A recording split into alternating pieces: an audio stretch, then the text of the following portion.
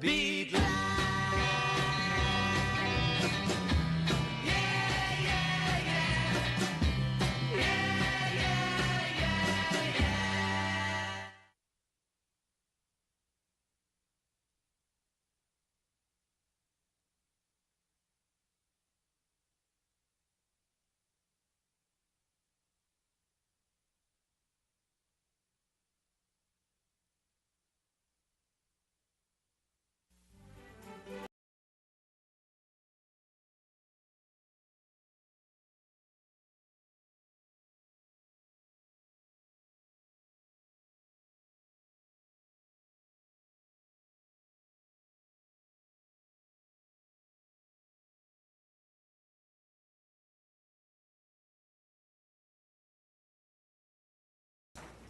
All right. Good afternoon, ladies and gentlemen. Today we are here at the GWP Commission meeting. If we can have the roll call, please.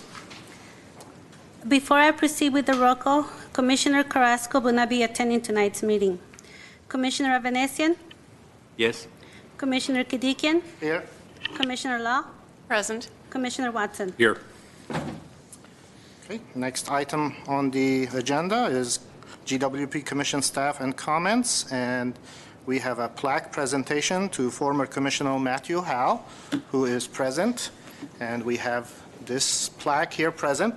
We would like to thank, on behalf of the City of Glendale and the Commission and GWP staff, for 5 years of service. And we very much appreciate the wisdom, knowledge, and information you brought to this commission. Personally, I am saddened to hear you could no longer serve, but I am happy for you. It's my understanding better opportunities or better things have come up for you. Well, better personally, I take it, but not for the city in Glendale. So thank you very much, and we'll invite you to come up, I suppose, and I'll hand you this plaque, and if you want to say something. And as you're coming up, Matt, I just want to personally thank you for your service to the commission. It's been a pleasure working with you, and I will miss you, but we may very well work more together than we have as a commissioner in your day job, so to speak. I appreciate that very much, and I appreciate working with each and every one of you. You know, I think a lot of members of the public view government as kind of a monolith that takes inputs and spits out decisions, and governments are all really a collection of individuals, of human beings. And to a person, everyone that has been involved with the experience of being a GWP commissioner has been a tremendous human being. Both all of you and then your staff, Steve, and you have been a joy to work with. And I will miss it a lot, but ultimately I do have new roles and responsibilities and the job that pays the bills. So I don't think that I can devote the time necessary to be the right kind of commissioner that you guys need at this point. So I like I said, I will miss it, but I thank you all very much for the opportunity to have served with you. Thank you. We would like to thank you as well. Don't go away. I'm not done. It has really been such a pleasure to serve with you. It has been just a fantastic experience. Like you said, government is made up of human beings, and in our case, we're volunteers. We do this as a labor of love. You do it because you are committed to this city, and you are also committed to the state. And I know that a lot of the conversations that we're having here at the local level are reflections of larger conversations that are happening in Sacramento and will hopefully be happening at some time soon in Washington, D.C. We're grappling here with issues that we have to sort out right here in our own backyards and across the country. So it has just been a fantastic experience to work with you. You bring so much experience from your background, from your day job, which I know is paying the bills. Yes. And you also bring a tremendous amount of insight, and you ask wonderful questions. I'm going to miss your questions, and I'm going to miss your sense of humor. You make this fun as well as work. So that being said, it is a terrible thing to lose you, but we know that you're going to continue to do this work in other venues and in other ways. and we look forward to seeing what you're going to do next. So congratulations on the great things that are happening for you professionally, and on behalf of all of us, thank you. Thank you. I would like to say thank you as well. Actually, Commissioner Lal said all I wanted to say. Sorry. But for me, it was a great pleasure and honor to sit beside you and learn from you.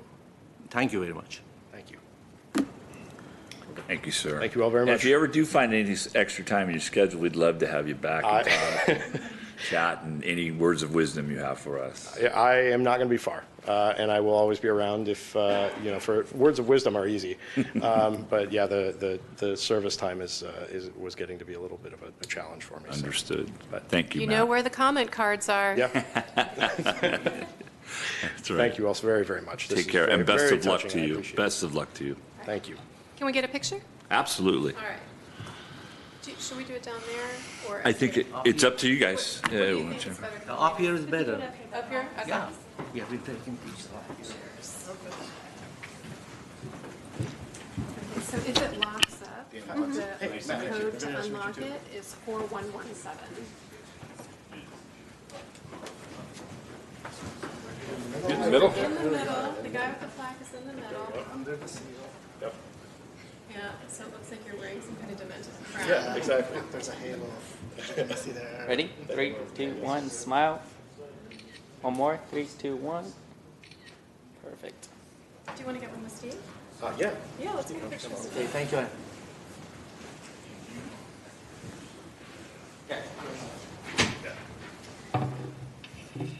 Want to do one, just the two of you? Sure. I'll email it to you. Set the handoff of the plaque. Yeah, the official handoff. 2, 1.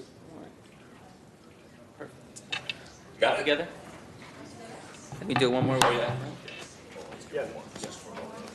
Oh, okay. Yeah, let's do it, yeah. The big guys on the end. There we go. 3, 2, 1. One more. Perfect. Thank you. Yeah. You owe me lunch. Breakfast, lunch, whatever. Okay. Thank you. Thanks.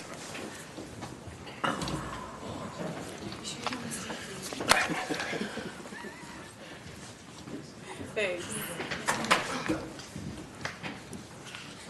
Okay.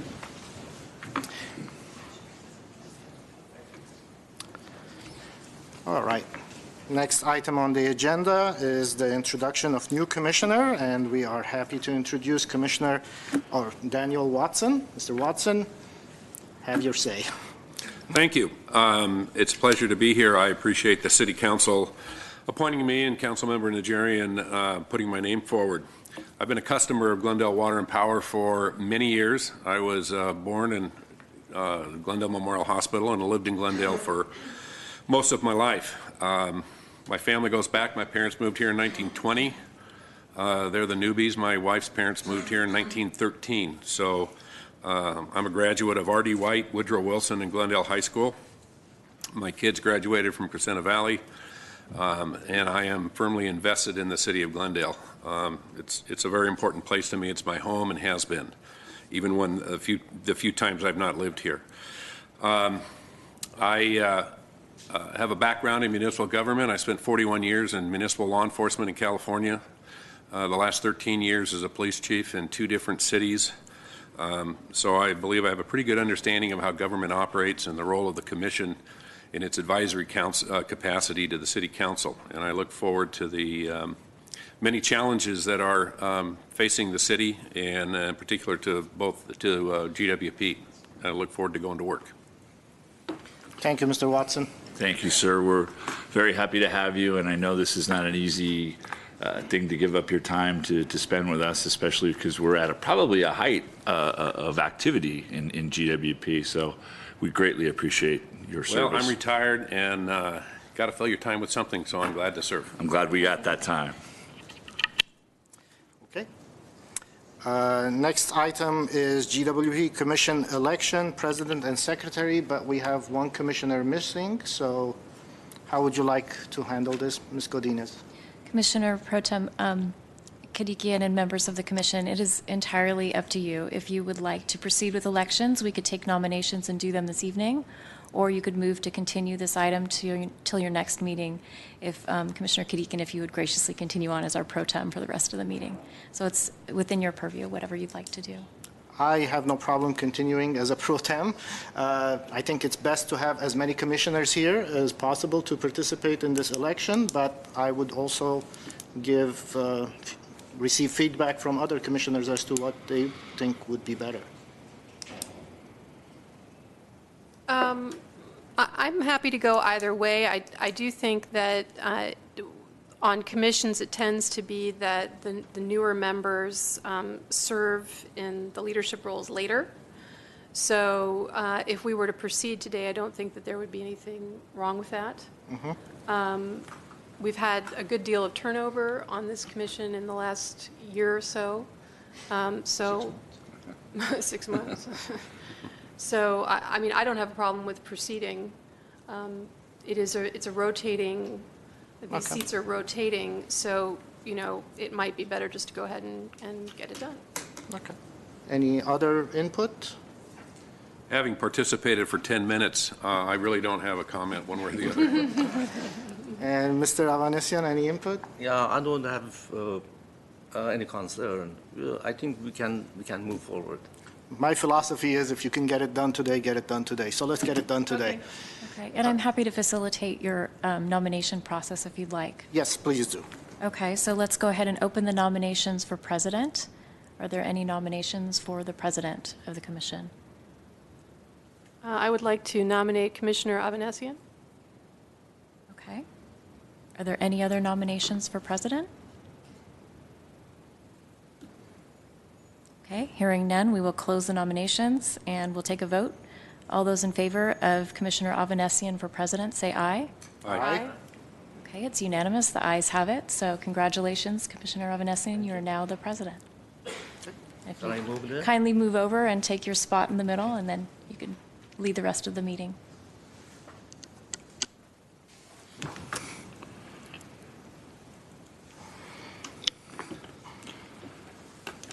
Thank you. Before starting this, I have a couple, words to say. I really feel very happy and honored to sit here. Some 20 years ago, when I came to United States and Glendale, I couldn't imagine that I would be here, because that time, with master's degree that I had in electrical engineering, I hardly find a job with $15 per hour. Now I have got my own small business. I'm here, and in one of the major parties, I'm a delegate. So I'm doing my part as a citizen, and really I enjoy this. So hopefully I can pass this hurdle as well. So by saying so, Madam Clerk, would you move to the next item?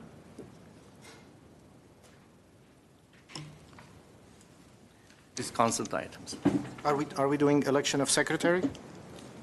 Commissioner Kadikian, you are already our secretary, Oh, so. okay. All right. So we don't need to. We don't No need to vacancy revisit there. that. No vacancy, yes. 4A, approval of the minutes for the December 3rd, 2018 meeting. I'll make a motion to approve, and I'll just say that on reading them, I did appreciate, Catalina, the way that you had summarized very, very succinctly the topic of each speaker's comments. I found that very helpful. It helped to refresh my memory as I was reading through the notes. So I would move to approve them as written. I second. I have a small comment. In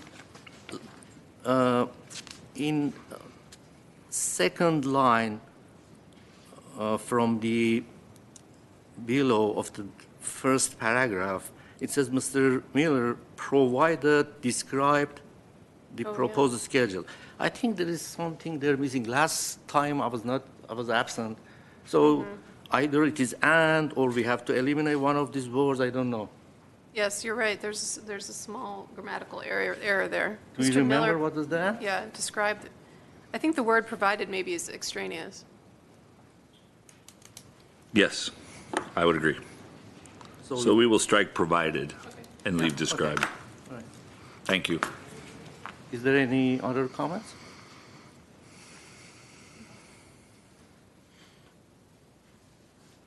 Okay.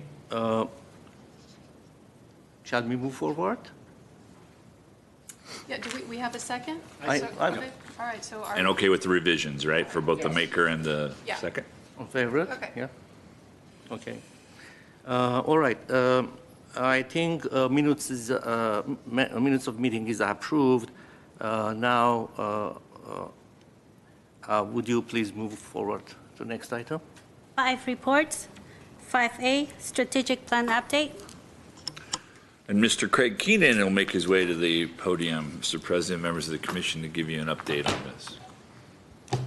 Mr. President, Craig Heenan, Business Transformation and Marketing Administrator, Glendale Water and Power.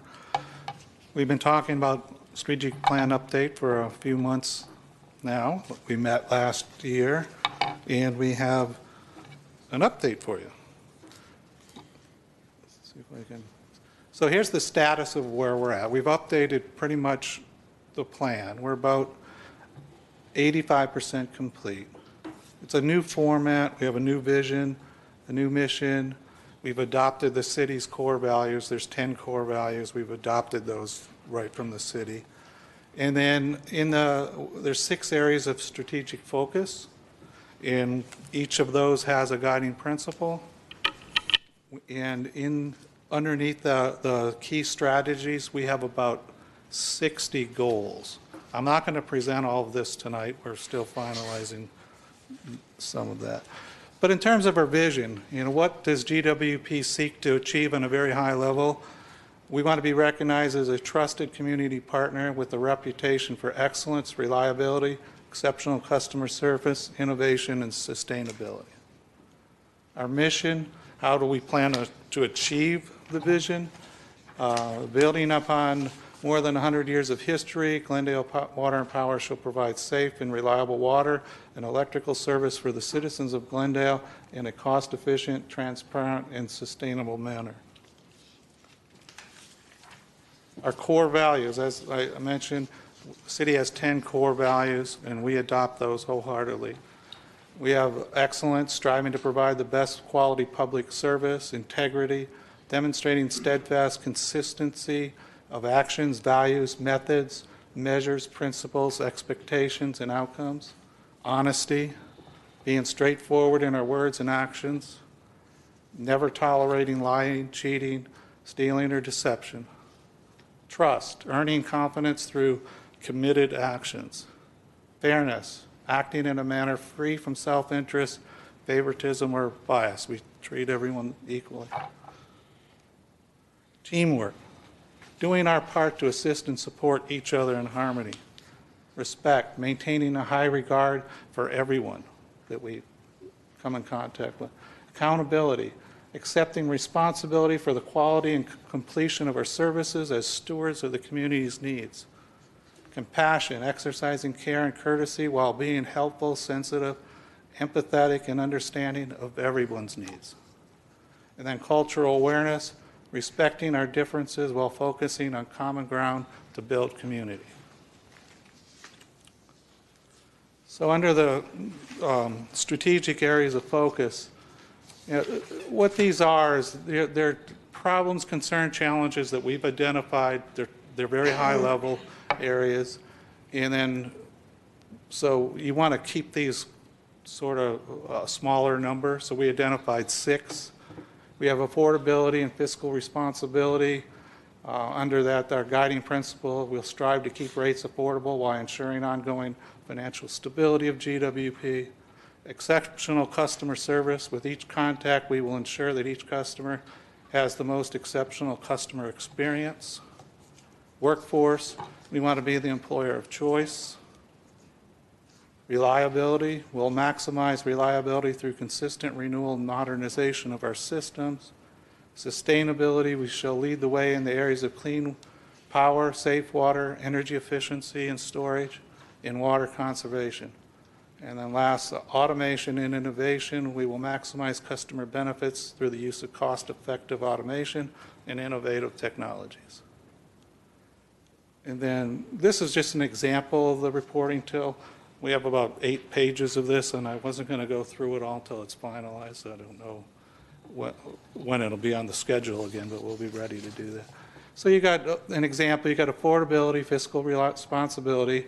You got the guiding principle, and under there, you got the key strategies and objectives. So like strategy 1, this is affordability and fiscal responsibility. Actively monitor electric and water rates, compare rates to surrounding cities, report results to the executive team. And the first goal is to develop a process for doing that by June 2019, and then report the results to the executive team on a quarterly basis. And I would be the sponsor.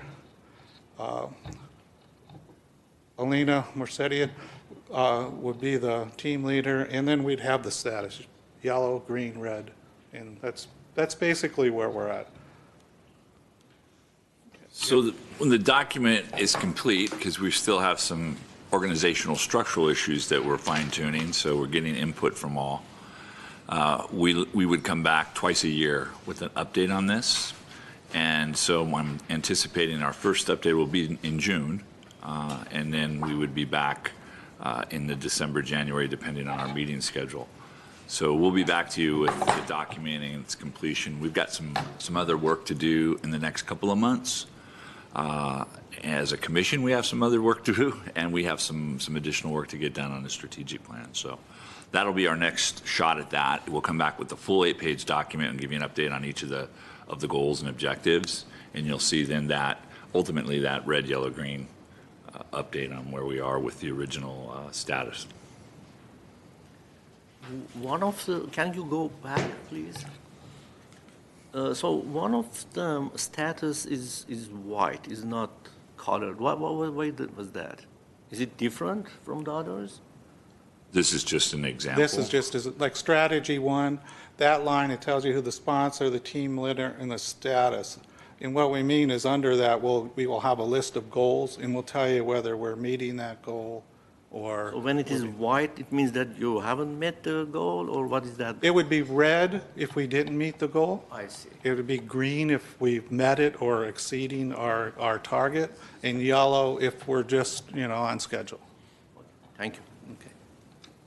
So this is a update, or an update is going to come in June. This is just a report at this point. Is there at some point kind of some sort of participation from us as commissioners into this, or? At the time we go over twice a year when we go over in June, in other words. Okay. This was just really an update because it's been on our to-do list, and we've continued to work on it. So we just wanted to show you where we're at and kind of a look at the format we're using, and some of the core values that we're undertaking. And then when we get back to you in June, we'll have all 8 of these, or 7 or 8 of those pages with the updates. And there's when we have an interactive discussion. Okay. Could you explain the role of the sponsor? I understand team leader, but what does the sponsor do? I help the team leader in terms of budgeting and things like that, organizing, cheerleading, making sure they stay on track. Okay, so sort of a mentor or a guide. Yes. Okay, thank you. And also just for me as well, that's who's responsible to me. That's who he comes and after. the team leader's responsible to them. Yeah, okay, got it. Okay. No other comments? So the purpose of the strategic plan is really to improve then and to focus staff resources and attention on improving the overall efficiency, public perception, and the sort of technological goals of GWP, correct? Yes. Okay. And we'll learn in greater detail in June how those goals actually break down into individual steps. Yes. Good. Okay. I'm interested to learn more about that, and I'm glad to have this report at this interim time to know that we're heading toward that. Thank you. Thank you very much. Madam Clerk, next item, please. 5B, Electrical Vehicle Program. Herbert Garcia is going to go over this. You may recall we had talked a little bit, I think it was the last time we had a full commission meeting. We talked about the growing issue of the electrification of the transportation system and how that's going to impact us in the future, and the goals and objectives of the state, the county, us as a utility and a city. So I had wanted Herbert, who runs our EV program, to kind of come up and give you an update on where we are specific in Glendale. We'll probably continue on some regular basis. I say probably because I don't know the time frame we'll do it, but give you updates on how we're progressing in these areas, whether or not the state has enforced greater regulations that are causing us to move in a certain direction. If not, just simply the infrastructure enhancements we're putting in here. And hopefully we can have an update on the popularity of electric vehicles in Glendale. We do get data on that. It's not as easy as we had hoped it would be, but it's growing, and we hope to keep it growing. So with that, Herbert. Good afternoon or good evening. My name is Herbert Garcia, PBC Marketing Manager. I'm here today to talk to you about the electric vehicle program and how it's been successful and the different things that we're doing here at GWP. I'll start with the EV charger rebate program that we have. There's two components to this program. We have the residential part of it, where we give customers $500 towards the purchase, installation of an EV charging station at their home. So we'll give them $500 that can go towards the purchase of the unit, permits, and installation. For the commercial customers, we give up to $2,000. And again, that's towards the cost of the unit and installation and permits as well. For the commercial, we give up to, I believe it's about four, I'm sorry. So each customer can apply for up to 4 units for commercial customers. For the residential, we probably have probably process about 75 rebates per year. So it's becoming more popular every year. In regards to our EV charging station infrastructure, the ones that we have installed, the city of Glendale, we've installed 7 level 2 charging stations throughout the city. We're beginning to implement more and put more out there. And so far, we have 1 DC fast charger, which you can view out here at City Hall. We have one that you can plug in your car, and it'll charge it at a faster rate than the level 2. We also have 2 units also at a parking structure here at the Civic Center. We have 2 other units at an Orange Street parking garage, and we have 2 units that are installed as a pilot program in utility poles in 2 different locations. So those are the city-owned charging stations that we have. And we will be implementing more within the next 4 to 6 weeks. We plan to install 4 more public charging stations. And we've identified several other sites that we want to install more units. Basically, what we're doing is we're looking at the map, and we're looking and seeing where there's a need and where there's no EV charging stations at all throughout the city. And that's how we're kind of tackling and trying to figure out where we can install these. Some of the upcoming installation sites that we have, potential installations at Montrose Shopping Area, the Kenneth Village Shopping Area, Adams Square. And the reason why we're targeting these because there aren't any, again, charging stations in that vicinity around there. We're also reviewing the possibility of putting some level 2 and fast chargers at the Glendale Transportation Center. And also, we're looking at also putting some level 2s where there's multifamily units. So we can put some curbside where they're close to multifamily units. If that tends to be a little bit of a problematic situation for them to install them at that location. So we're looking into possibilities of putting some curbside charging stations. One of the things that we've been doing for the past year is ride and drive events. The last year we've partnered with the city of Burbank and Pasadena, and we've hosted several of these events where customers sign up and they come out and test drive electric cars. Now, the great thing about this event is that we've contracted a company that actually looks for EV drivers. So they're bringing their own electric car. It's not a sales pitch. It's actually people that own a car, an electric car. They're bringing it and letting people test drive it. And they're sharing their concerns or the things that they like about it and their experiences about their electric car and their ownership of an EV. So this event has been very successful, and we plan to have one more. Our plan is to have one in June sometime. And again, these are very well accepted events. We're also, Water and Power, we're also part of SCAPA EV Working Group.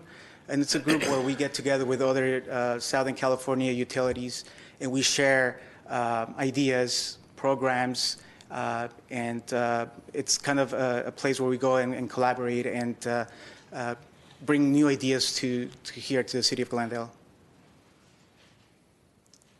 The LCFS program, this is through the California Air Resource Board, and we receive credits. They calculate how many EV charging stations are here in Glendale, owned by residential customers or commercial.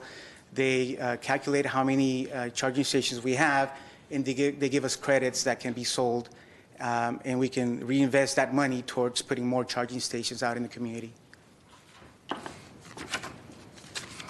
The Mobile Air Pollution Reduction Review Committee, MSRC, we received $260,500 through them. It's a secure grant, and we're giving this money, and again, we're going to utilize these funds to invest and put out more EV charging stations for public access. And so we put together a plan, and we told them how we're going to implement more of these charging stations out in the community. We currently received, or are in the process of receiving 35 EV charging stations through AQMD. It's a donation that came from Mercedes-Benz. They had a surplus of EV charging stations, so they gave that to AQMD, and AQMD is going to be giving those to various utilities in Southern California. And so we're going to be putting together a plan in how we can distribute these to our customers free of charge. And that's about it. Herbert, do you have an estimate of how many EVs we have registered in Glendale today? I can, let's see if I have that number. I don't at this moment, sorry about that. It's difficult to get that data from. Yes, yeah, I realize it's. Would that have to come from the DMV? It does ultimately, and it's not the easiest thing in the world, as you can imagine. I can imagine. From just getting your license, you can imagine, I'm sure. So I know that in reports I've received from Herbert in the past, we saw a very healthy increase in the numbers over a couple-year period. So it is catching on. It's moving in the right direction. And I think we've got the concept here of we're going to build the infrastructure to encourage people to buy more. So the easier it is to run that vehicle in Glendale and to know that you're going to be okay as far as being able to charge the vehicle and get where you need to be in Glendale. And I think slowly but surely you'll see the network start to build in the county and then hopefully throughout the region. We're also working with our transportation department on what will be their ultimate electrification of the Beeline bus system. So that's eventually going to get here too. I think you may be aware of the major bus lines, Metro, Foothill Transit, LA DOT, they've all made commitments to electrify their fleets in the next 10 years. So that will be a big step. We'll have facilities, obviously, here in Glendale, even if it isn't the Beeline system, for those other regional carriers that come into our area. So we're looking to try to move that as quickly as we can. And then, of course, we've been working on growing our own electric fleet here in Glendale, but I think you're going to see a lot more emphasis, especially at the state level, with electrifying vehicles, even now getting into the larger trucks. So we will continue to look for opportunities to do that as well. Steve, I looked it up. It's 3,800 rebates through the state. That's how we kind of figure that out. People that have applied for the state rebate since 2011, it's about 3,800 people. Okay. Keep it going. That's a healthy number. Yeah, I'm anticipating that it will be a couple of hundred because it's 75 per year. It's a couple of years that we have started this, so it could be a couple of hundred. But I have some questions. My first question: when Mercedes-Benz provided this hardware to us, does that work with other cars as well? Because I know that BMW has got their own. Yeah, it's not a Mercedes-Benz branded EV charger. So any electric car can use that equipment. Okay. Yes. My other question is, although it is good that the numbers are increasing, but from other side we have to consider the load increase in future as well, because our electrical load will be increased. We have to compensate. We have to kind of generate that power. And that's absolutely correct, Mr. Avanesian. Yeah. And if you remember in the integrated resource plan, we talked about that, about the load growth. We had not projected load growth previously, but when we did the most recent IRP, we had put in there load growth projections based on state calculations for us. And so we were still pretty conservative, but we'll see. We'll see how that goes. I have another question. In houses, big houses, how many, is there a limit to number of chargers? Yeah, and, pardon me? I'm sorry, go ahead. And what is the ampacity of this? I've seen it is 30 amps, 40 amps. Is there any limit to ampacity, or what is the range? So you're asking me how many charging stations they can per house, and what is the amperage? It's 240 volt. That amps. And I don't know the amperage of that. So it will be 40 amps. Okay. And then we're only allowing them one charging station per residential. One. Correct. And can you please explain what is this level 2 for everybody? So a level 2 charging station is at a lower rate. It charges the electric car a little bit slower. So it can take up to 3 to 4 hours to charge a car, a battery. Whereas a DC fast charger, like the one that we have down here, it'll take you to charge your car 80%, approximately maybe 15, 20 minutes. So there are different levels. If you plug in your car in your garage just with an outlet, that's a level 1. A level 2 will be a 240 volt EV charging station. And then the level 3, which is a DC fast charger, is like the one that we have out there. Thank you, sir. Sure, no problem. I have a couple of questions.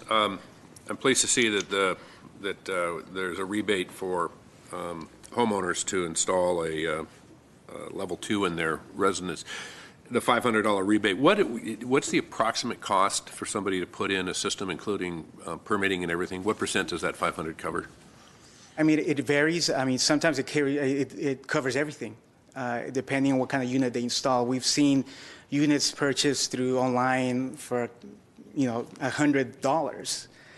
We've seen some that go up to over $1,000. So it varies. Obviously, it would depend upon the amperage coming into the house. What the utility box currently carries. Correct. So I mean, like I said, it varies depending on the unit that they purchase, the EV charging station that they purchase. We see that it kind of there's a wide range, but we hope to cover the cost of the unit. Sometimes we cover only the cost and not the installation. Sometimes we cover the cost of the unit, the permit, and the installation. Okay. Now that it looks like there's going to be a number of charging units donated by Mercedes-Benz or from AQMD, I guess, has a decision been made on how to determine who's going to get those for free versus those that, is it first come, first serve versus those that get the $500 rebate? We haven't determined that, and so once we haven't received the units yet, we've signed a contract saying that we're going to accept them. We have not put together a program, but that's something that we'll look at as far as what would be fair. But it was our hope, I thought, Herbert, to make those public stations. No, they were going to be given out to, I mean, we can change that, but our thought was giving them out to residents for free. Probably have to raffle them. Okay. Lottery for charging stations. Yeah. Okay.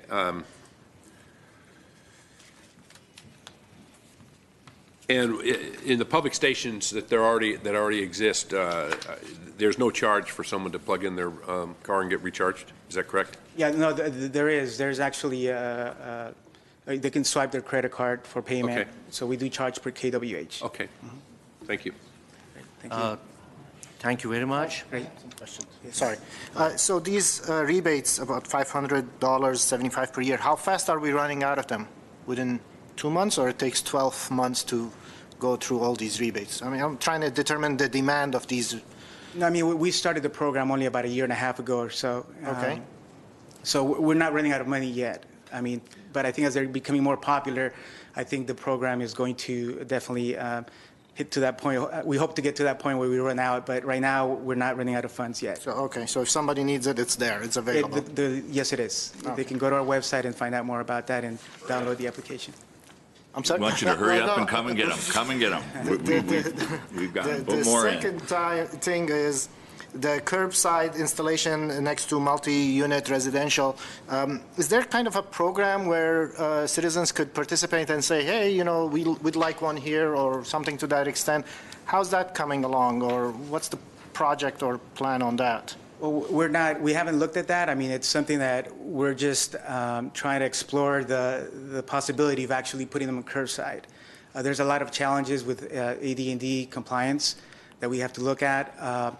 And it's just something that we're planning to look at. We have not structured anything formally. The two that we installed were really a pilot. Los Angeles did the same thing. I don't know how many other utilities have done it, but everybody's kind of testing them out and see. They're right out there in the open. Right. So there's concerns about, will there be vandalism? Will somebody drive off with the cord? We've seen a few things where the cord's been out in the street and those kind of things. So. And as Herbert said, curbside chargers, even if you have something more sophisticated, you run into the Americans with Disabilities Act and how you provide. Actually, we run into that with the chargers in the garages as well. But that's been our biggest challenge, actually, to be honest with you, is getting the permits for it. We have the budget set aside, and we have had it for several years. We just can't move as fast as we'd like because there's permitting requirements that we have to abide by. So. Does the GWP have a program for multi-residential units to apply for something similar to this? For example, single-family owners could apply for a rebate and install it.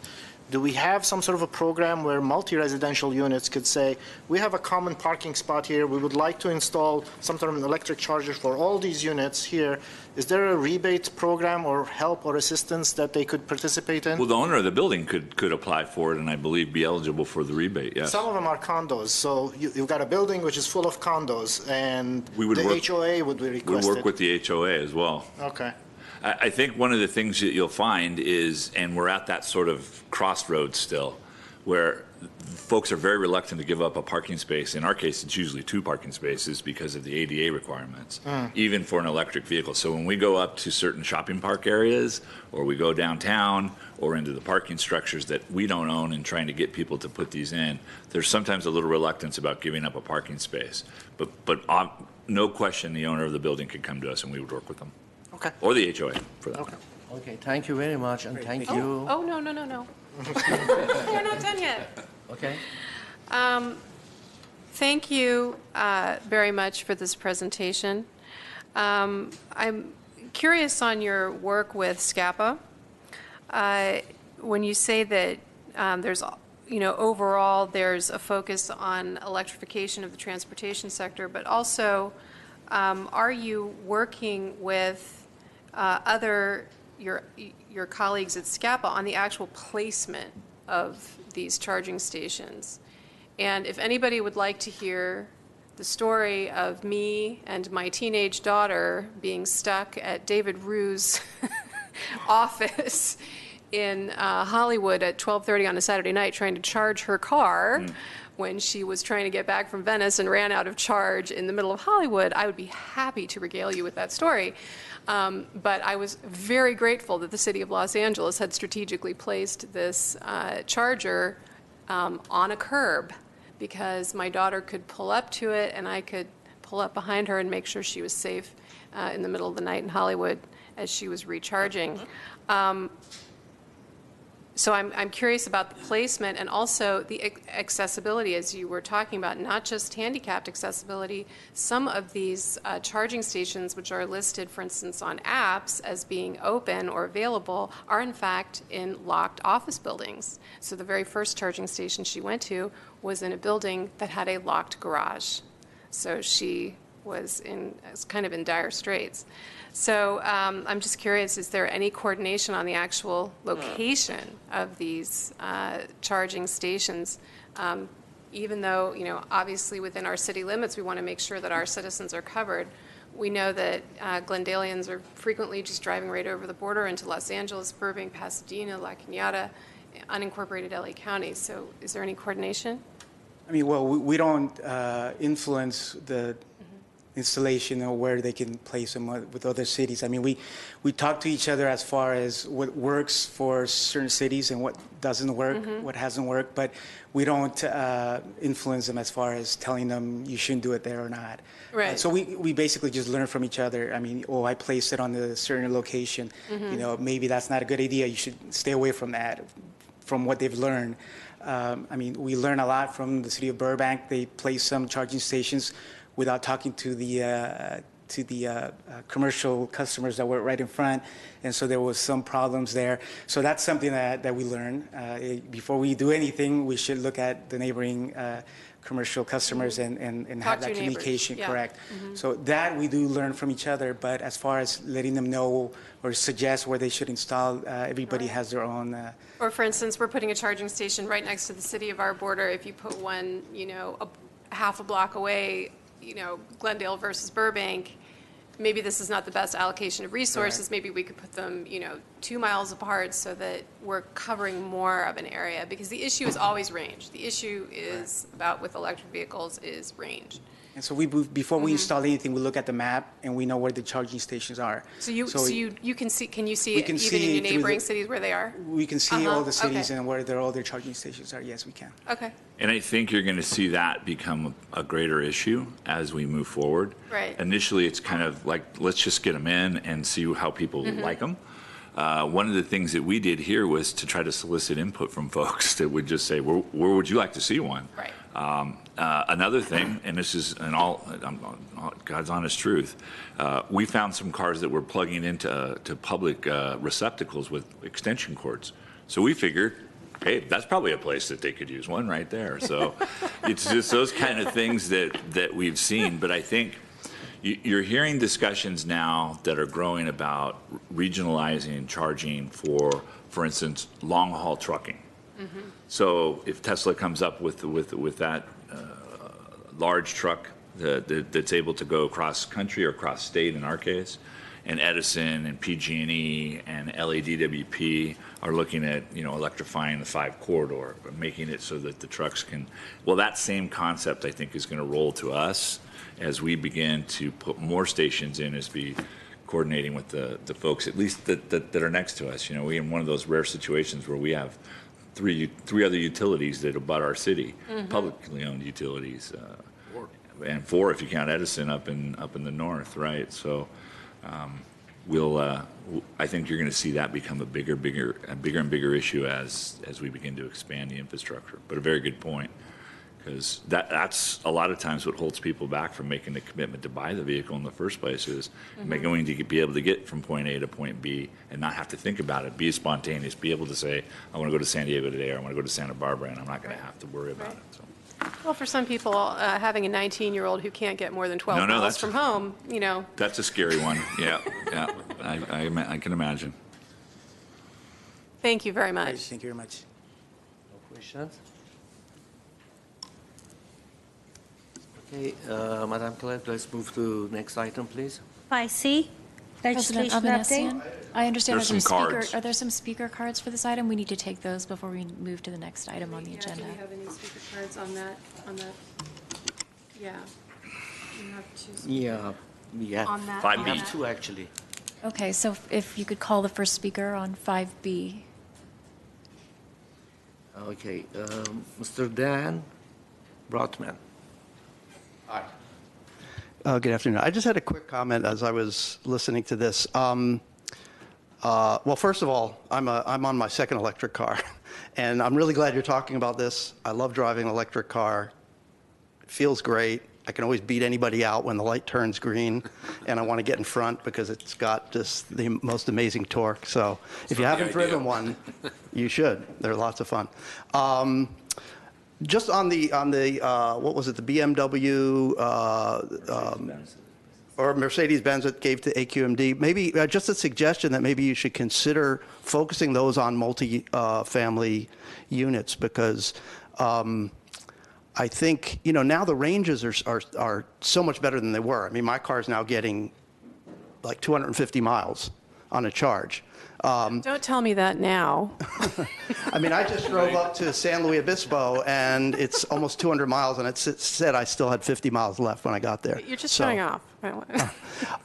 No, I think the issue is kind of less now range, and it's more just having the access for people that live in apartments. That's you know, I've talked to a lot of people who say, well, I'd like to get an electric car, but I live in an apartment. Where am I going to charge it? So if we could think about that, I think that would be a good idea. That's all I wanted to say. Yeah, that's great. We can do that. I think it's a great point. Yep. We actually have been reaching out in a couple of other areas, you know, because obviously multifamily building is a good place for a community solar project as well. So it's a little more difficult to, you know, the nuances of that, dealing with the property owner, especially if they aren't here, and putting these things on that they may not appreciate as much as their tenants, but we certainly aren't stopping. But that's a good idea. If we were to give those away for free, that might change their attitude. I mean, not raising any conflict of interest, but I live in a building, and the HOAs would be the most receptive of these things. Oh, I don't doubt that, yeah. Yeah, even if the apartment owner where he's renting is absentee or something like that, the HOAs are the most involved, and they'll be more than happy to jump on this and get Yeah, whatever they can. I think it's a good idea. We'll look at that. Okay, I have another card on EV. Mr. Alexander Yesayant. Hello, Commission. It's nice to see that Glendale's doing a good job about proliferating EV charging. I just want to bring up one point, that it's nice for the city to have a kind of a lead-in on this, because the more infrastructure that's owned by the city, it's essentially a public good. So any kind of public charging station, the city, you know, as opposed to a gas station, right, that's just seeking to make profit out of the gas, you know, if these are built in public, then, you know, the city can kind of charge a logical rate that's covering the maintenance of the charger and the electricity used. And I think it's kind of a good thing, because in terms of the public, I think it shows people that, you know, a city and public infrastructure and public good is generally advantageous to the private equivalent. So I just wanted to put that out there, that as we think about this and think about like equity and kind of how to demonstrate the value of, you know, having cities take the forefront for infrastructure projects, I think this is pretty good. So I just wanted to add that. Another good point, and the reason why, and Craig and Herbert, who left, they I think secretly want to strangle me oftentimes, because I just want to push an infrastructure that is ours, that we can control, that we know will be open at midnight or 10 in the evening when somebody needs it, and that they don't have to drive all the way across town to get that one city-owned facility. A lot of our folks were encouraging and trying to help the private property owners to put them on their property as well, but my intent would be kind of having this core infrastructure within the city, owned by the city, so we can ensure that folks would have access at all times. Thank you. One thing I want to add, although we were told that one EV per house is planned, but I have seen in other cities that I have put 2 or 3, and it was accepted by other cities. So 2 or 3 chargers or 2 or 3 cars? 2 or 3 chargers. Yeah. We'll continue to look at it. That's just where we are today. It doesn't mean that's where we stay forever. I think initially there was some, well, first of all, when we had very few that had their own chargers anyway, we start with 1 and then see where that goes. If the demand increases for 2, we can certainly look at that. There is some concern over the ability of the house to handle the load and the cost of putting the second one in, but we'll deal with those as well. But yeah, we're constantly looking at opportunities like that. So we're not fixed on 1. That's where we are today, but it's certainly something we can keep our eye on and see if folks are interested in multiple chargers. All right. So next item. 5C, legislative update. So Mr. Leo is coming up here. Mr. Leo Z will be coming up, and I think you all have met him. Dan, I don't know, has met. Leo is our legislative analyst, and he's still relatively new to the organization. He came to us from the city clerk's office. He's done a outstanding job, and so he has been making the tours. He was up in Sacramento with CMUA. He just got back from DC with APPA, and he'll be back in Sacramento this week with our water folks. So we're kind of kicking off the season. Leo's got, I think, a brief update now as some of the hot topics that are being discussed. And certainly, as you know, when the legislative season starts, we try to keep that as a regular agenda item to keep you up to date on what we're doing, and then also look at any opportunities we may have to see if our legislators would be interested in sponsoring legislation for us. Leo and I have talked briefly this year is, you look at a lot of push. Obviously, we have SB 100 and bringing in the ability to bring in imported green, renewable energy and green energy. And so one of the things we might be looking at here is pushing something that would assist us in getting that here, building up the transmission system, still on transportation, building up the transmission system. And I think something beyond just grid regionalization, which has been the topic of discussion the last couple of years. So we will keep you posted on that. Obviously, we'll be talking to our local legislators' offices and see what kind of interest they have in that as well. But as you know, obviously, I'm somebody who's a little biased, but it would be nice if we had as much effort in building additional transmission for the sole purpose of bringing in renewable energies as we did for the high-speed rail. But that's just me. On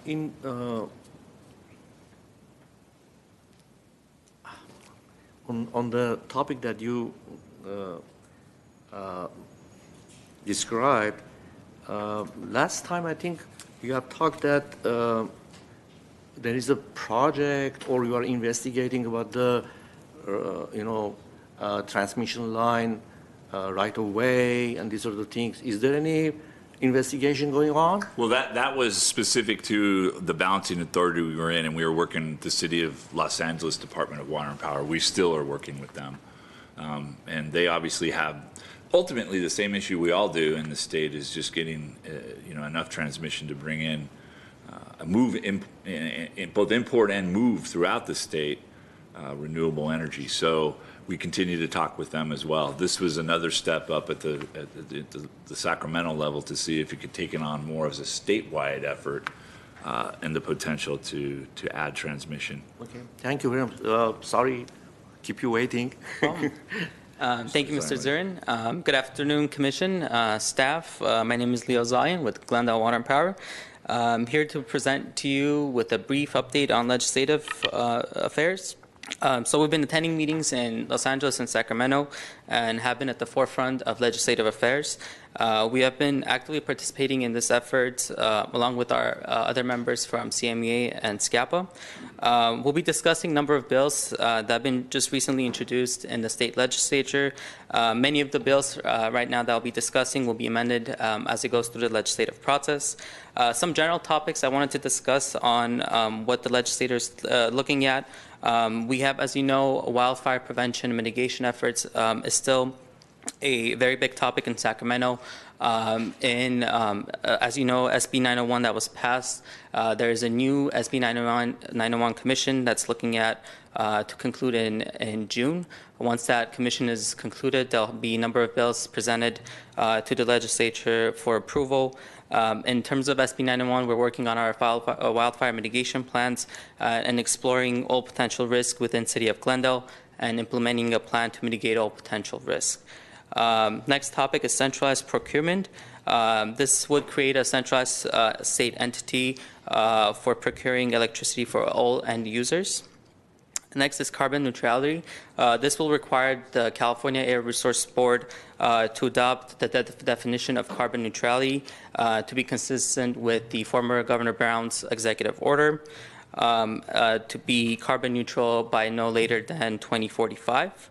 Pump storage, they're required the California Independent System Operator to complete a plan for long-term storage in an aggregate of about 2,000 to 4,000 megawatts. So that's a lot of storage.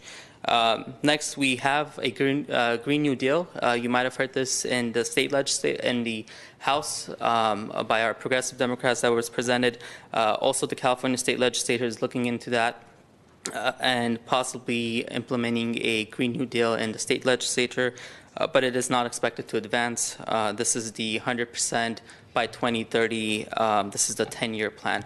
We have our 100% by 2045. Next, we have zero-emission vehicles. We just talked about electric vehicles. The plan was to implement 1 million vehicles by 2030, but they want to increase that plan for 5 million vehicles by 2030 now. And then some talks and bills in terms of water. There's things that talk about the prevent disclosure of customer information in local agencies, reviewing water loss performance standards and additional enforcement, and last but not least, affordable drinking water, which is looking at multiple ways to fund this program to ensure to assist customers who are in need. Next, we're going to talk a little about in the federal legislation, what's going on there. As Mr. Zern stated, we've attended the APPA legislative rally in Washington, D.C., along with other PLU members, and discussed top priorities with members of Congress.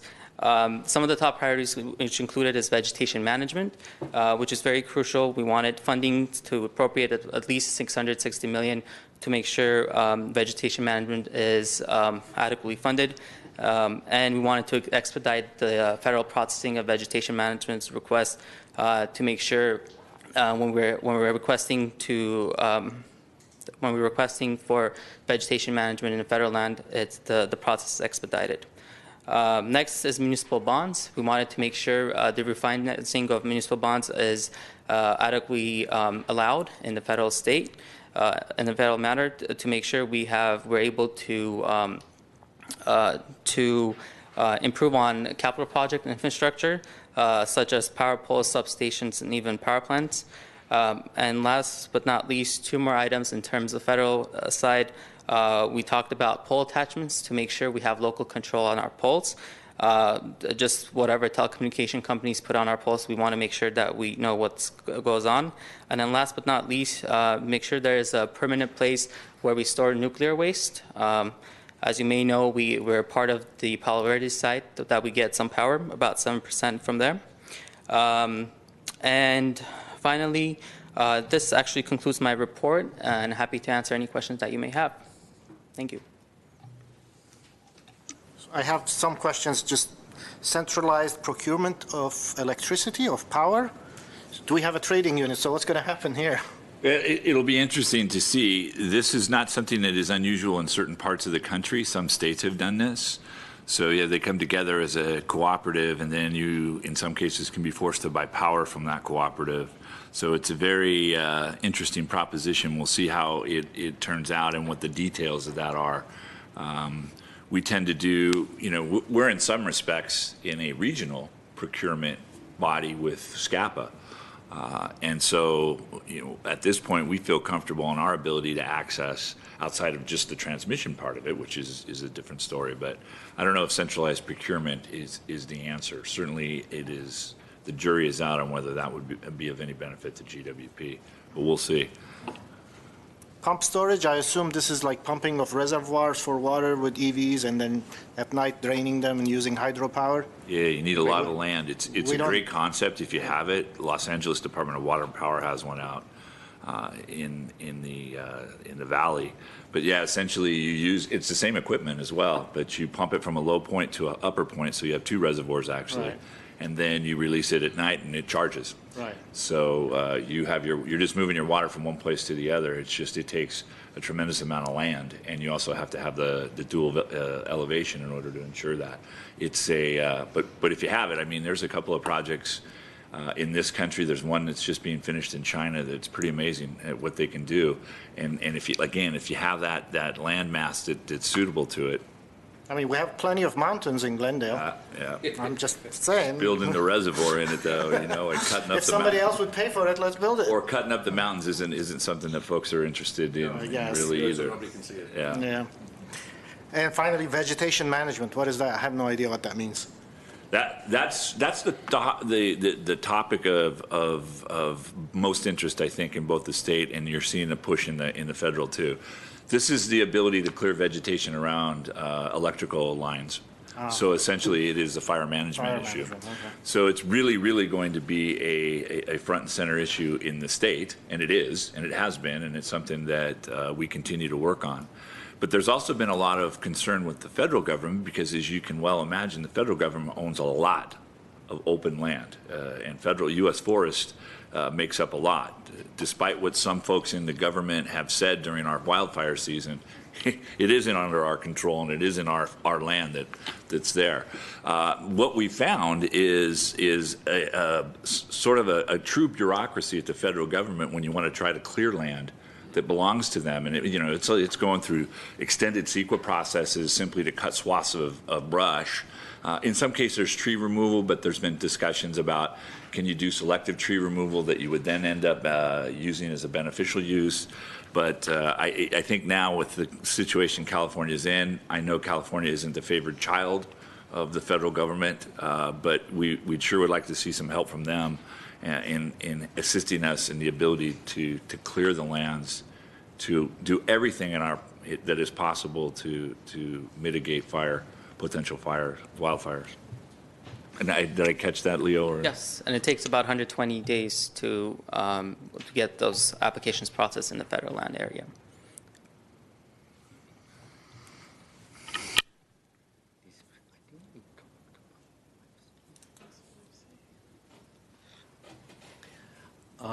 I have a question.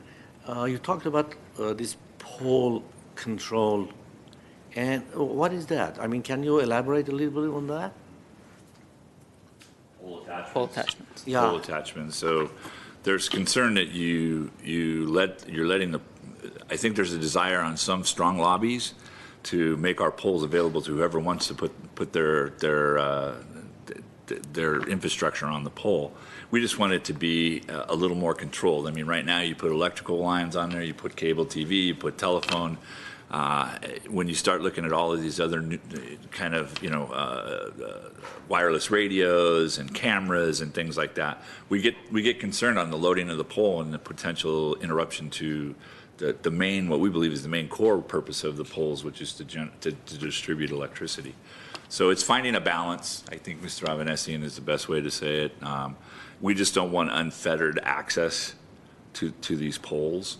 At the same time, we don't want to have what some people refer to as pole pollution, where you've got a pole for everything. And so we're trying to figure out where the happy medium is in all that. Leo, if you had anything else to add. Okay, Mr. Dan Burton has got a question or comment made on 5C, which is this one. Yeah. Everybody else's comment is finished. Oh, you're finished? Yeah, I'm finished. You have any question? No, oh, no, I don't. I just keep thinking of things to say. So. No, I thought this was interesting, and I follow legislation a lot too, so I wanted to mention three things. One, I don't think Leo mentioned SB 288, but that's a bill by Senator Wiener called the Solar Bill of Rights, and I think it'd be worth keeping an eye on. I don't actually know what's in it yet, but I know it has something to do with the issue that I guess in some jurisdictions people are facing with utilities putting up, what they consider unreasonable barriers to putting in solar and storage. So he's got this Solar Bill of Rights bill. It's being backed by Vote Solar, who I'm sure you know of. And it looks pretty interesting, and it's gotten some press. So I would just put that on your list. That was one thing that I thought of. The other thing is pretty interesting and worth keeping an eye on is a bill in Congress called H.R. 763. It's oh boy, it's got a long name, something like, but anyway, basically it's a carbon pricing bill. It's been, it's obviously a long shot. It's not going to get through this Senate. It's not going to get through this president, but it's been introduced into Congress on a bipartisan basis.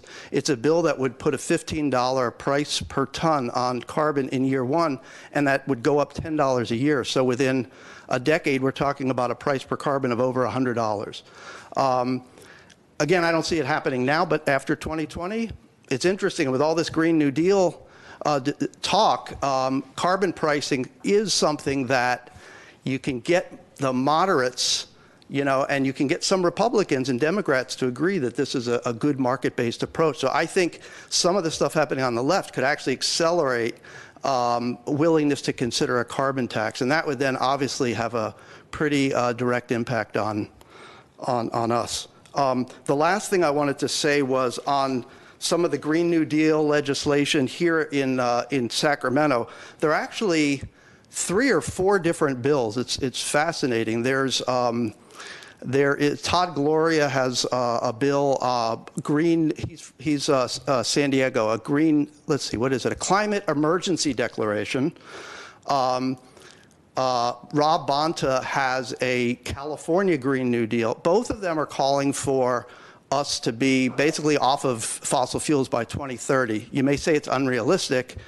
I'm sure there's going to be a lot of back and forth on this, but you can see kind of the writing is on the wall. There's a lot of effort. And just this morning, there was an announcement by Henry Stern for another climate emergency declaration where he's calling for $100 billion to be spent on infrastructure, on job retraining, on green innovation, and a whole bunch of things.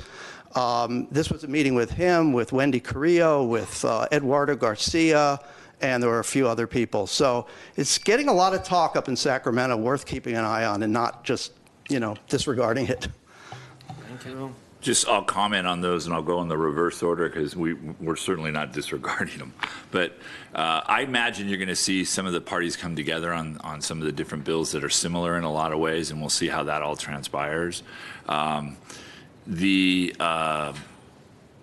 I think the more you see the federal government move in the opposite direction of California, you can see California get more intent on what they want to do. So I think you're going to start to see some of these programs catch fire, as Dan was mentioning. On the carbon tax or carbon fee, we definitely will keep an eye on that. It is something it's quite fascinating. I mean, there's many people who believe, not the least of which is Professor Nordhaus, who's sometimes referred to as the father of the carbon tax, that simple measure, although it has to be implemented unanimously across the world, could actually be the thing that could address the 2 degrees Celsius warming, or maybe maybe a degree and a half now, the way things are being reevaluated. So it's a fascinating concept. It hasn't taken hold. And there are some countries that have implemented it. Others have rejected it. In California, we have a variation of that in the cap and trade, and I think there's 7 states in the Northeast that also have a cap and trade. Interestingly enough, it's the states that usually have the highest electrical costs as they try to deal with some of the issues they have But I think it's something definitely for us to keep our eye on. And then the Solar Bill of Rights is more of an advancement on some previous legislation, and certainly something we do in Glendale. I'll look to Craig as he's nodding his head. We expedite those requests. So when you come to the counter, whether that's the building and safety counter or the GWP counter, we put you in an expedited phase to ensure that we try to get your solar project out there as quickly as we can. Any comments?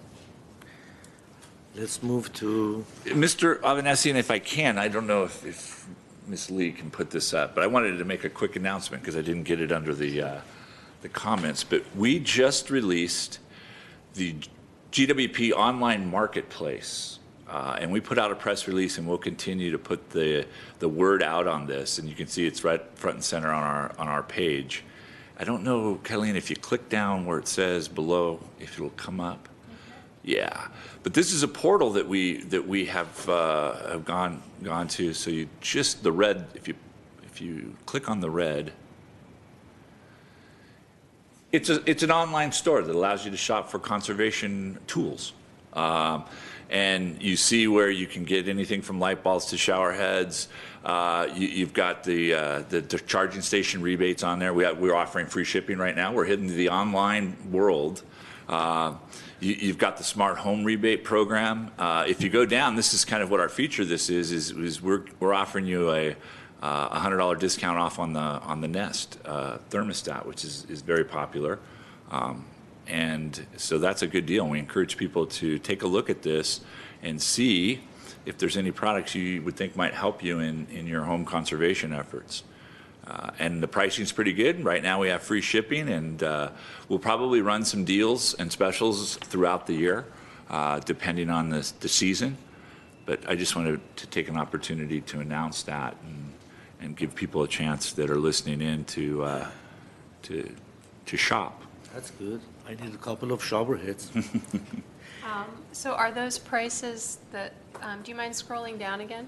So the prices that we see there, it says after a GWP instant rebate of $100, does that mean that you don't have to pay the full price of $249? Correct. So you just pay that? $149 is what you pay. The rebate's built into the price? Absolutely. So Instant that's rebate, I should say. Instant rebate. Instant rebate. On all three of those, we've got the lingo and everything. We've got the instant rebate on all of those. You can get your power strip, some light bulbs, and a thermostat, and all pretty good prices. Those are the featured products right now.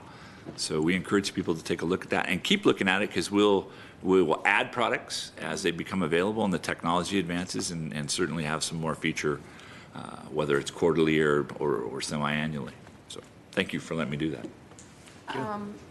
So that just makes me think about the fact that I think we talked about this a couple of times over the last 2 years or so. I have a solar system on my roof, and I can see in real time when the solar system is producing through the software that's provided by that solar provider. But I don't have a way to interface with GWP's current equipment to see when my use is going down and then my actual consumption of the GWP energy is increasing. And so has there been any progress on that? We're still working on it. Okay.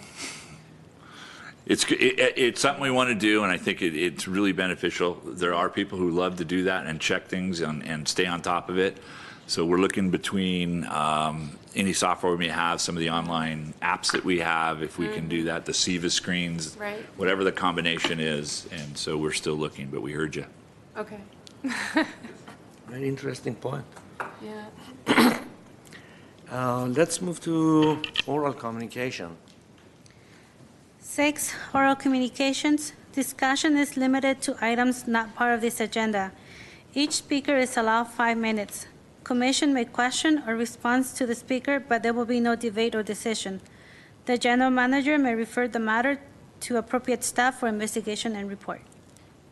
I have only one card, Mr. Glenn T. Webb. No, it was used it already.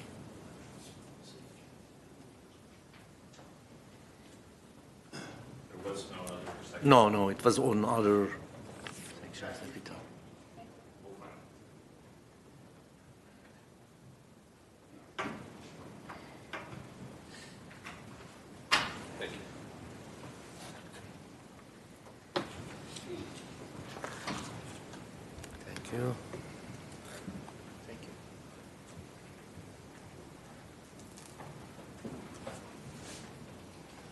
I have a PowerPoint also, so.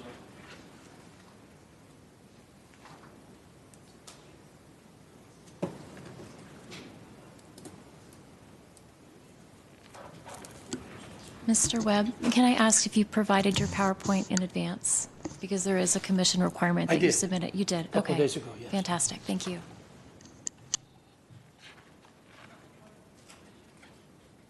Yes. It's supposed to be on the server. I took it into our own a couple days ago.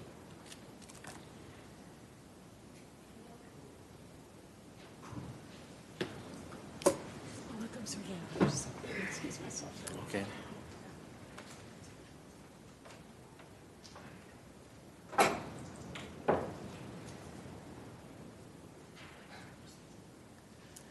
While they're working, I have an announcement. There is going to be a meeting here 6 o'clock. Of course, we have plenty of time. 40 minutes. Yeah.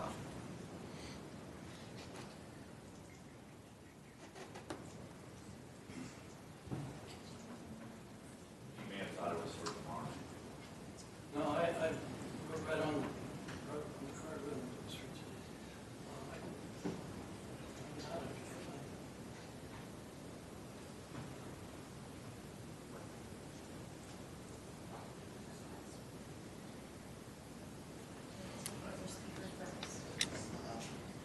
There is no other speaker. Who's the other speaker? No, there's no other. No, no, no. It is the elected Dan and everyone. Oral communications. Okay, let's.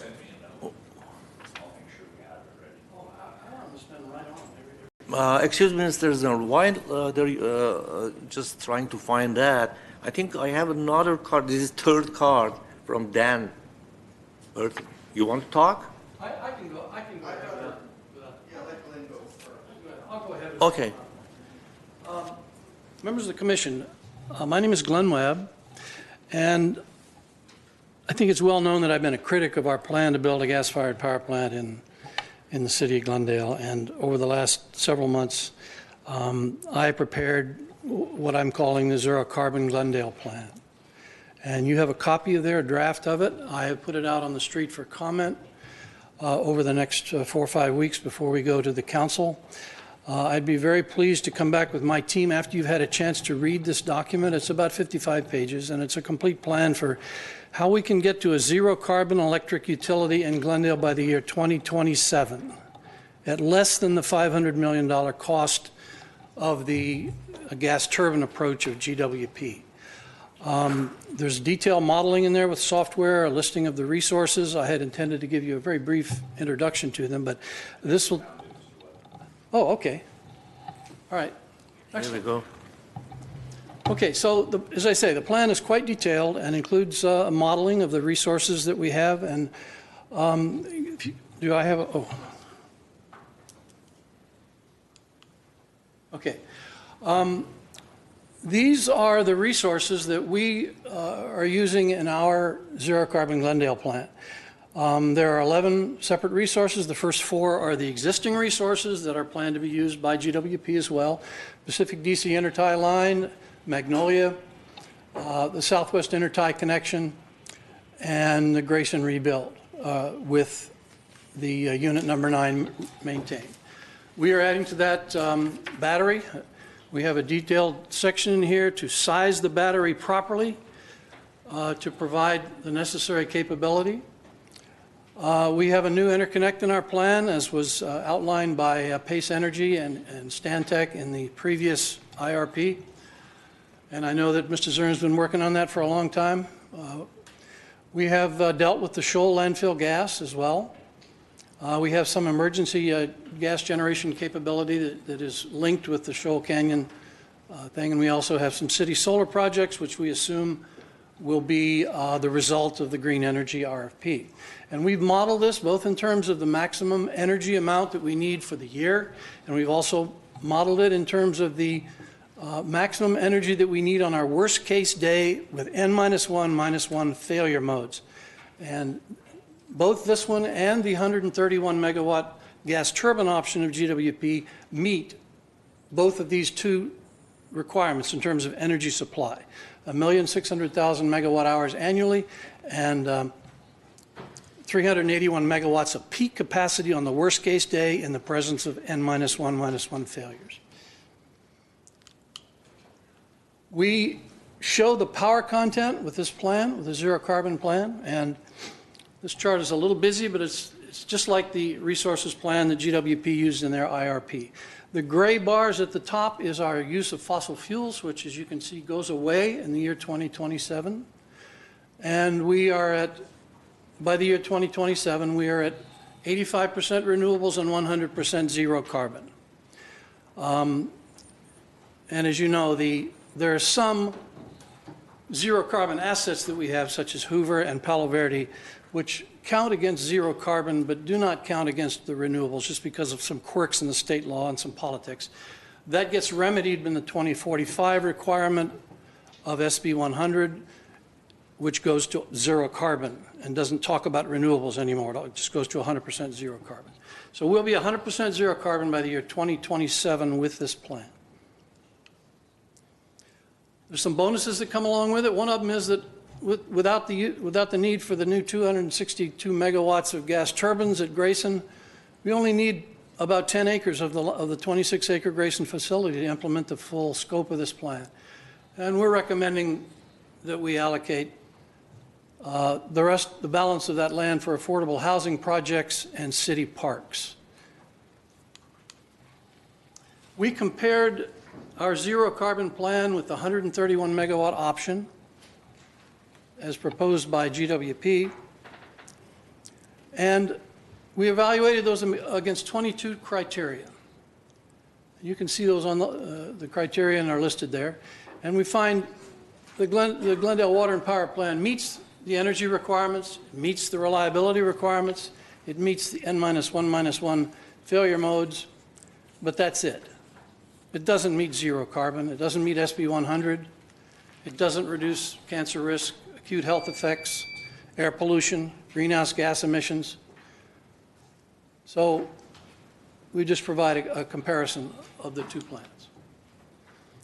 Now, as I said, you're just seeing this for the first time, and I know you'll want to have a week or so or whatever to read it. We welcome comment and feedback concerning the plan.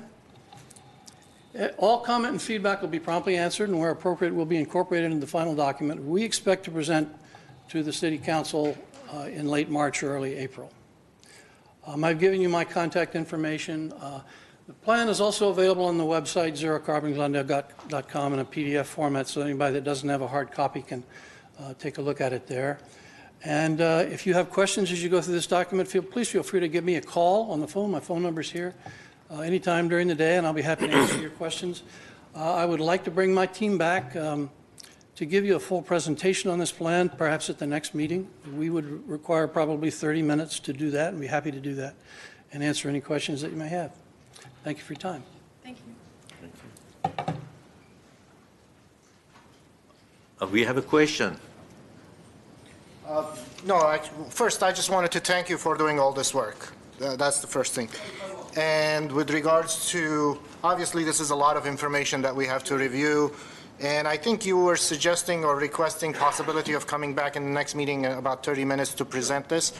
So my question is really to the city attorney and Mr. Zern as to... I'd also be happy to meet with Mr. Zern and his staff at any time over the next month to take their comments and discuss the plan, and, perhaps we can even, I know we've kind of been at odds over the last year, but I don't see any reason why we can't get together and have a single plan. Well, one step at a time. My objective at this point is kind of see how could we do it so that Mr. Webb can present a complete picture of what he's done here for us, where everybody gets a chance to it.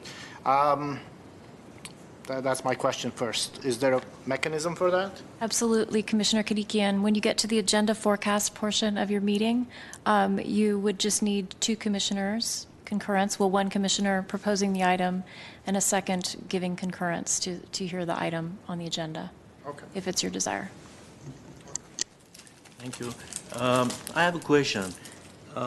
These lands, 10 acres, that you're talking about. You want to put solar on top of that same location? Yeah, this plan would utilize about 6 acres of the 26 acres for panels. They'd be on top of buildings, and I'm proposing affordable housing projects in here. They would all have solar on them. The site, I believe, would accommodate about 2.8 megawatts, which is about 6 acres. That's about less than 25% of the site would have panels on the roofs of the buildings and of the residential. So And what that is, would what is provide- the use of land now? I beg your pardon? Use of land, that land now. What is the use of that land? Well, you have the yard. 26 acres there, and It's our yard. and, I mean, It's where the water, electric, and the power plant is. It's where the employees park. It's where the employees live. It's where the warehouse is. It's where the fleet maintenance So it operation can is. be utilized. It is. Well, I mean, the water department's not going to go away. So, I mean, we're certainly, to propose it is one thing, but just keep in mind that yard isn't just a power plant. It serves the purposes of all of GWP. And no matter what your power source is, you still have to distribute it, and you still have to take care of the lines and the infrastructure. So that's just a Okay, thank you for that comment. Thank you. okay. If I could, because next month, where are we? Next month is April 1st. that's a schedule we wanted to keep pretty tight. Yeah, that's a I busy meeting. think what might serve best is if we do have Mr. Webb make a presentation to my staff, so we have that, so he has an opportunity to do that, and then maybe we can look at the May, June timeframe for him to come back, because that's about the time we're going to be coming back with some of our findings as well. Yeah, that's good suggestion. Meanwhile, we can go through this and understand what is that and raise our questions.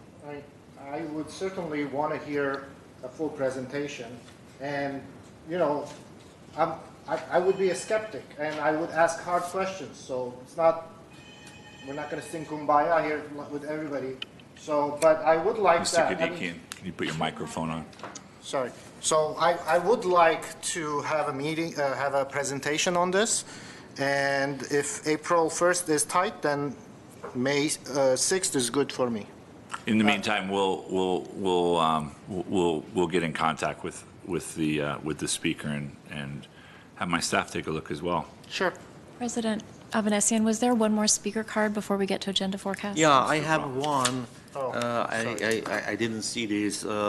It is Dan Brotman again.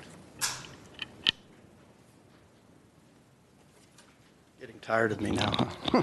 The other two were not anticipated. This one was. Anyway, we did talk, we talked about legislation, about the Green New Deal legislation, and this idea that's now being put on the table that we get to zero carbon by 2030 instead of 2045.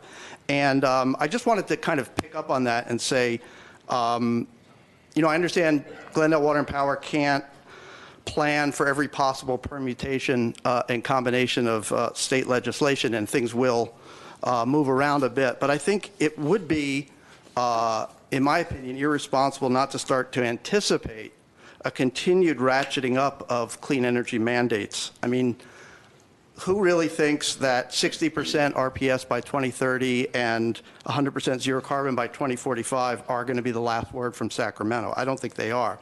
And who would be willing to bet on the direction that that's going to change if it does? I mean, I would bet that those timelines are, if anything, going to be accelerated. The risk is really asymmetric. So I think it's important to be planning with that in mind. We also already know enough about the climate crisis to know that it would be absolutely immoral at this stage to add any new fossil fuel generation to our energy system. And the science, as you know, keeps getting more alarming. More warnings every day about ice sheets breaking off of Greenland and Antarctica, this crazy polar vortex we're experiencing, insect and fishery die-offs, lots of new news about that. That's very, very scary for global food systems. Just today, actually, I read an article Sometimes I think I should stop reading these articles. Just today I read an article about how scientists are noticing a sudden pickup in methane concentrations in the atmosphere over the last 4 years. It's really worrying because, as you know, methane is a very potent greenhouse gas, something like 30 times as potent as carbon dioxide over a 100-year time frame, and I think something like 80 times over a shorter time frame. They don't really know, according to this article anyway, scientists haven't really determined why the methane levels are going up suddenly, but one plausible reason is all the leakage from the natural gas extraction, delivery, and storage, basically the whole system. And as gas replaces coal, perhaps we're substituting one problem with another that may even be worse. So in my mind, it doesn't, what more is there to hear for us to, stop playing around and just say, we're going to do it, okay? Like what LA did, no repowering. I think the time has come, and I think we should focus, we should make the statement that we are going to move forward with 100% clean energy.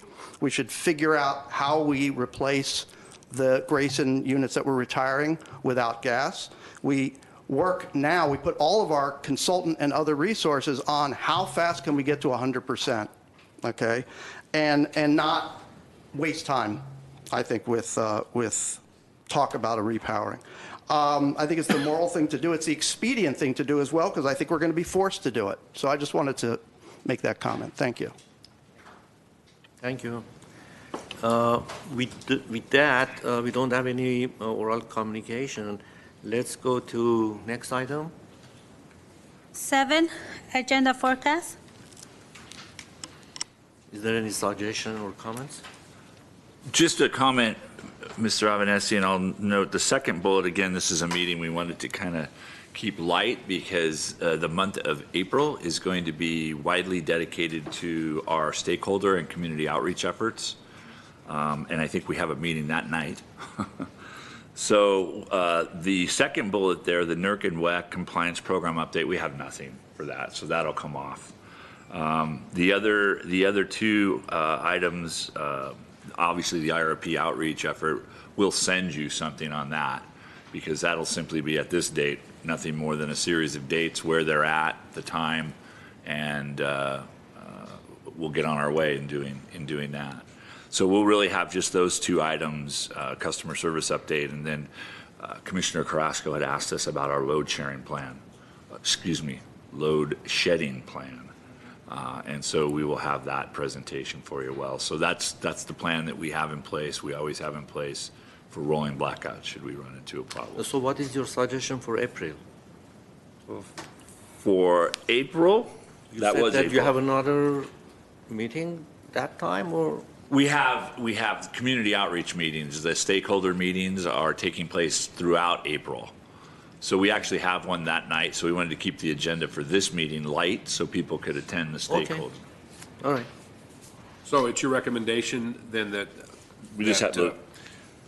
For Mr. Webb to come back and do a presentation, which I also would like to hear, would be for the May meeting? That's what it looks like, yes. Okay. Well, if that's the proper way to do it, I'll recommend that we add that to the May 6th meeting. We'll put that down.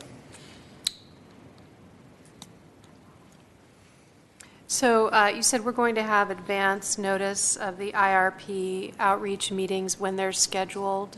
So Everybody will have advance notice, but we'll send you a note. But, I mean, just as commissioners, we'll get a note maybe from Catalina saying that this, these are when they're going to, or from you, alerting us to when those meetings are scheduled. You'll get it this week. How many of those meetings are going to be held? That'll happen this week. Okay, great. I know, Mr. Zern, we worked on the questionnaire for the IRP. Is that going to go out before the outreach plan? Yes, sir. That goes out this week. It goes out this week, so Yeah. it's been finalized? Mr. Kadikian, Yes. there you go. So it's been finalized, I take it? Yes. Okay. And I know some commissioners were not able to participate in that because of conflict of interest. Ms. Godin, for conflict of interest issues, does that need to be declared so that the public knows, or is that necessary?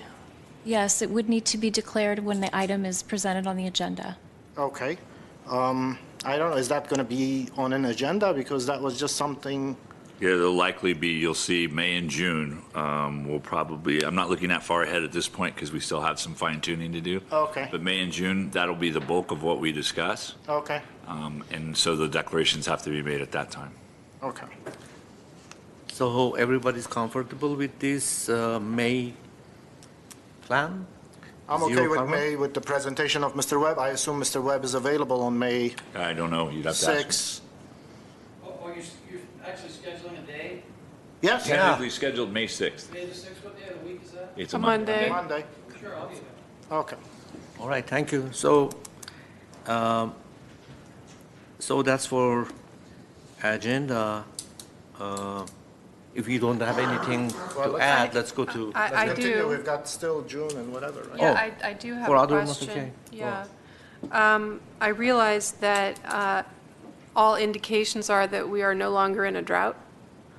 But I'm curious as to how often we're going to get updates on our water resources and availability of water resources. Yeah, we'll provide an update probably June as we approach the beginning of the summer. Okay. We'll give an update there. It's just May and June are going to be very full with Yeah. with other issues. So, but we'll try to put one in June. Okay.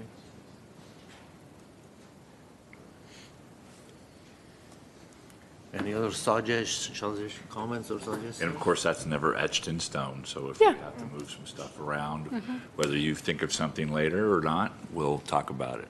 Absolutely. Nothing else from me. Anything else? Next item? 8, adjournment. I move. A second? All right, we are adjourned. Thank you very much. Thank you.